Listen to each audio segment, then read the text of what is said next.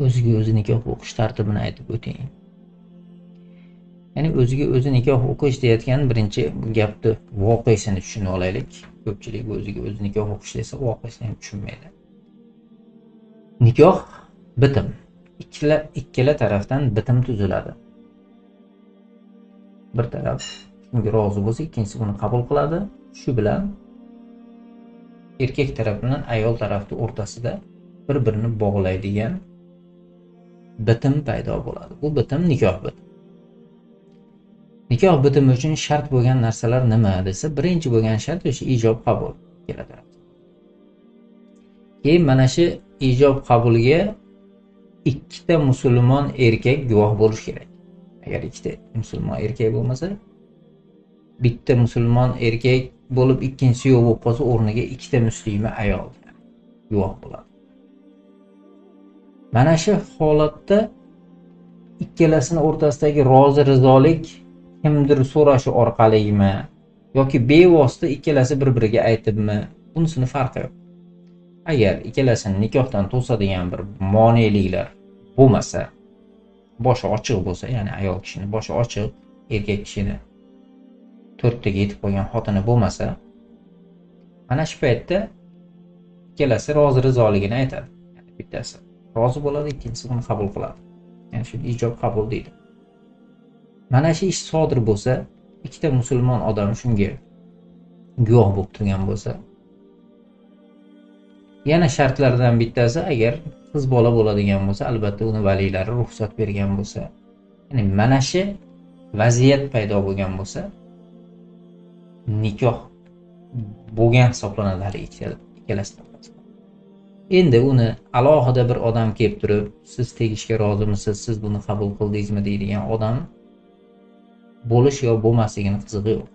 Ya'ni ikkalasi bir-biriga shu so'zni to'g'ridan to'g'ri o'zi aytsa ham, masalan, erkak kishi ayol kishiga aytsa, siz menga tegishga rozimisiz desa, uchinchi birov so'raydigan odamning o'rniga yerda o'zi aytayapti.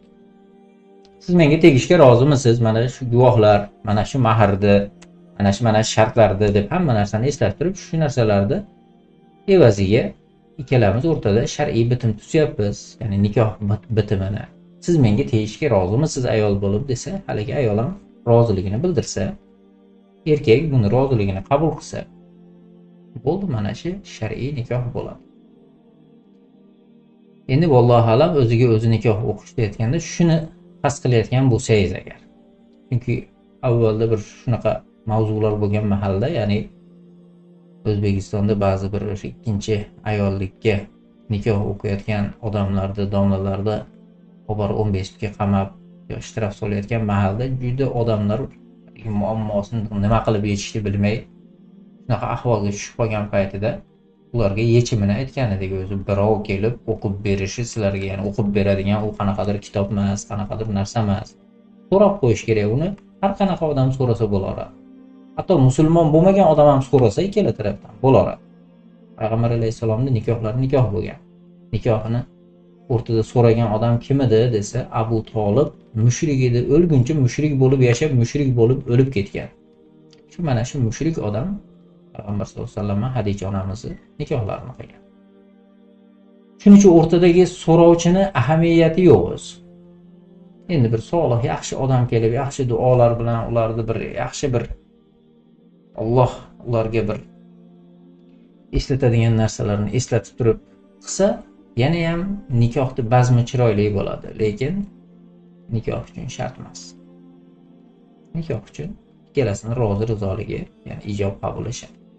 Shuning uchun o'qiydigan odam topilmasa, yo qo'rqsa, o'qib qo'ymayman deb chiqib olib sudda tavba qilishyapti, qaytib ikkinchi men nikoh o'qimayman. Mutlaq aybdor bir katta bir jinoyat qilib yuborgan odamday. Men o'qidim, keyin yana chiqsa yana musulmonlar orasida bir-biridan so'rab qo'yaman. O'zi o'qiydigan o katta bir mas'uliyatli ish emas u, lekin so'rayman, chunki o'zi ikkalasi rozi bo'lib keldi buni haligi.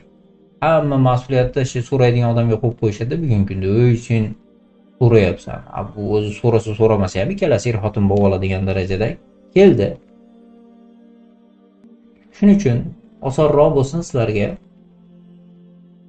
Ya'ni yana bitta odamni olib 15 ga qamatmasdan ana shu so'raydigan narsani kuyovni o'zi kelindan so'rasa, menga tegishga rozimisiz? Mana guvohlar bor. Mahlis tayin qilindi. Moneliklar yo'q. Valiylari rozi. Tegishga rozimisiz desa, roziman desa, bu ham qabul qilsa bo'ldi, nikoh bo'ladi. Alloh alam, o'ziga o'zi nikoh o'qish deyotgan narsani agar shuni qasd qilgan bo'lsangiz. Assalomu alaykum hurmatli tomoshabin. Videolarimiz tez chiqib turishini istasangiz videoga like bosing. Albatta kanalimizga obuna bo'lishni ham unutmang. Videolarimizni boshqalarga ulashing. Albatta ulash uchun ham amal qilganlik savobini oladi inshaalloh.